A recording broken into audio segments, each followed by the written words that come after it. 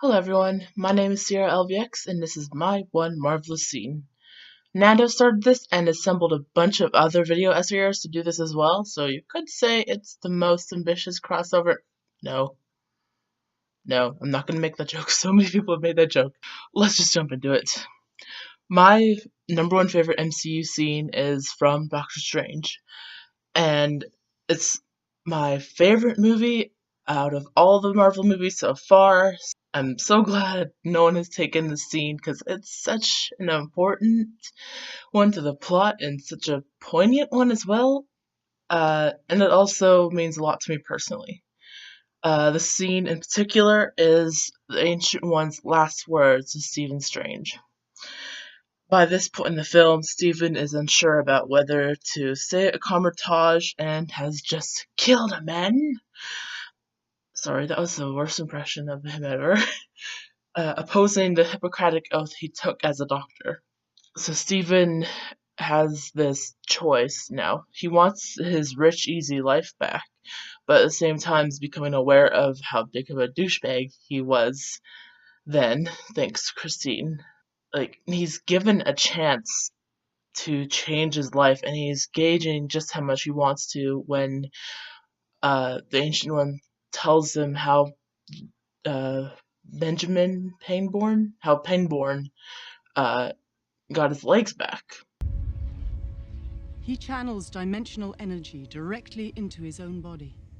He uses magic to walk. Constantly. He had a choice. To return to his own life, or to serve something greater than himself. So I could have my hands back again. My old life. You could. But Stephen is also realizing that despite how smart he is as a doctor, the Ancient One has so much knowledge to offer him. And in the last moments of her life, she gives the best piece of wisdom that both Stephen and I needed to hear. Arrogance and fear still keep you from learning the simplest and most significant lesson of all. Which is? It's not about you.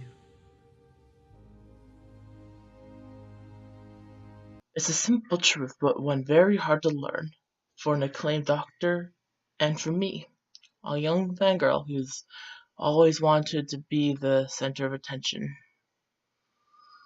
This ties Stephen's arc in a knot, and it's a similar one to Tony Stark's. It's a lesson I started to learn myself as I was growing up, but to be told it explicitly by such a strong character in the MCU was kind of like a nudge in the right direction. For Stephen, it's an actual new mantra for his life other than Shambhala.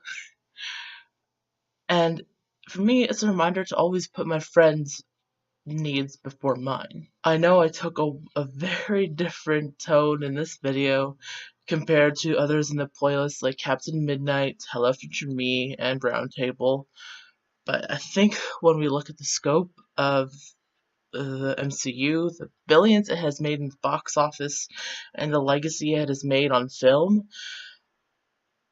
we forget to dive into the personal impact it has made on everyone who's been entertained, vilified, and encouraged by these movies. Every fanboy's theory and every fangirl's artwork shows that people are invested in these characters and have found a place where they fit in. For every black kid in Oakland, every girl who wants to be in power, and every scrawny kid from Brooklyn, they have someone to look up to. And as Endgame is upon us, we are not only seeing the story come to a close, but we are saying goodbye to characters that we have gotten to know so well over 10 years. I mean, I can't know for sure. I haven't seen it yet. I am tonight, though. If you made it this far through the video, thank you. I'd like to share one way the MCU has affected my life through Spectrum Productions, where me and my friends have created our own little superhero universe. It's called the Spectrum Cinematic Universe. All of those videos are on Spectrum Productions channel If I found a playlist, I'll put it right there. And all of the videos from Nando's playlist are right here. You can subscribe to me if you want. That'd be nice, but I'd prefer if you subscribe to Spectrum Productions, because they actually put up videos regularly compared to me. Bye!